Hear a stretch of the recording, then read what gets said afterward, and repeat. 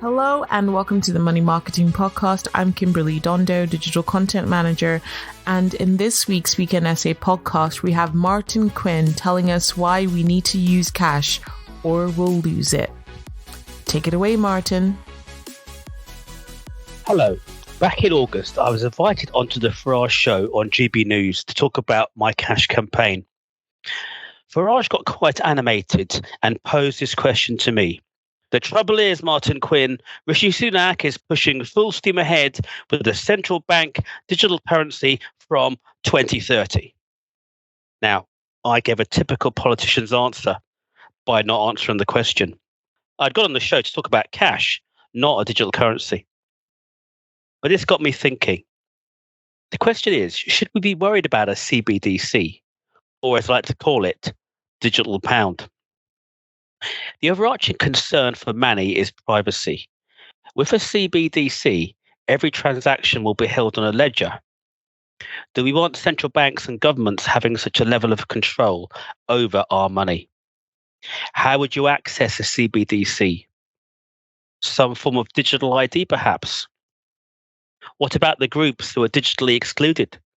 The elderly or the poor without funds or access to the required devices.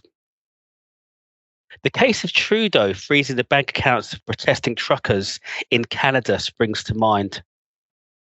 If most of your money was tied up in a CBDC, could the UK government do something similar? It does seem, though, that this Conservative government is hell-bent for the UK to lead the way on all things fintech, to the detriment of physical cash.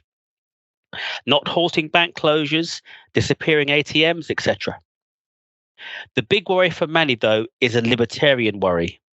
We don't want to cede control of our finances to big government, big banks, or big tech, or a combination of all three.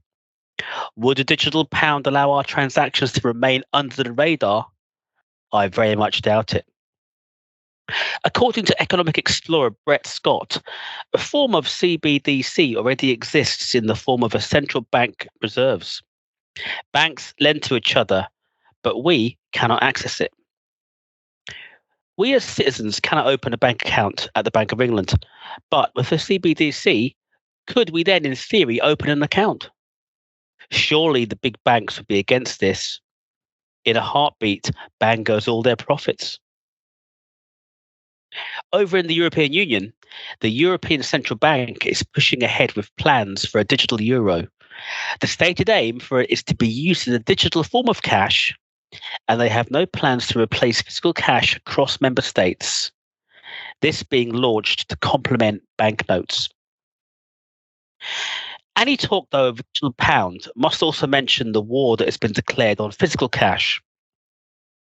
The banks want to drive us all online, increase profits by shutting branches, closing ATMs, restricting access to cash. Then if you're lucky enough to have a tenner in your pocket, it's getting increasingly hard to spend it as much of the high street is now card only. In the short to medium term, the country is facing a general election sometime in 2024, perhaps as late as the spring of 2025. After 13 years, the government seem to have run out of ideas and are out of time. So perhaps taming inflation, sorting out the cost of living crisis would be a better use of resources for HM Treasury and the Bank of England. All eyes will be on the policy positions of Starmer and Reeves, and not sure a CBDC is top of their manifesto wish list. I will, of course, watch the evolution of a digital pound closely, but for me, the physical pound needs our attention and support. Use it or lose it. Thanks, Martin, for another engaging Weekend Essay podcast. We do hope that you enjoyed it.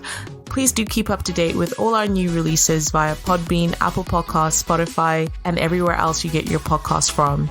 You can also keep up to date with all our new content published on the Money Marketing website, as well as our print edition, Money Marketing magazine, so make sure to subscribe. Follow us on Twitter, LinkedIn, Facebook, Instagram, and Threads.